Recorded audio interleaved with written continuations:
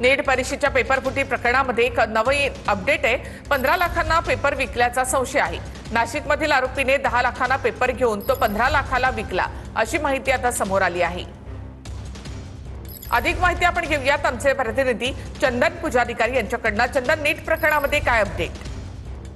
निखिल, आपण बघतोय की नाशिक पोलिसांनी एका 30 वर्षीय युवकाला या ठिकाणी ताब्यात घेतलेला आहे आणि त्याला एक बाबी ज्या आहेत त्या समोर येत आहे। खरं तर या संपूर्ण प्रकरणामध्ये नाशिकचा हा जो आरोपी आहे यांनी मध्यस्थीची भूमिका केली होती। म्हणजे एका ठिकाणून पेपर घ्यायचा आणि तो द्यायचा, अशा पद्धतीची ओळख जी आहे ती यांनी केल्याचं समोर येत आहे। या सगळ्या प्रकरणामध्ये 10 लाखांना पेपर घेऊन लाखांना देखील आता प्राथमिक माहिती जी आहे ती समोर येते। या सगळ्या प्रकरणामध्ये आणखी देखील काही कारवाई राज्यभरात होण्याची शक्यता आहे। राजस्थानचे धन्यवाद चंदन, एकूणच माहितीबद्दल। नीट परीक्षेच्या पेपरफुटी प्रकरणात ही नवीन अपडेट, 15 लाखांना पेपर विकल्याचा संशय यामध्ये व्यक्त करण्यात आलेला आहे।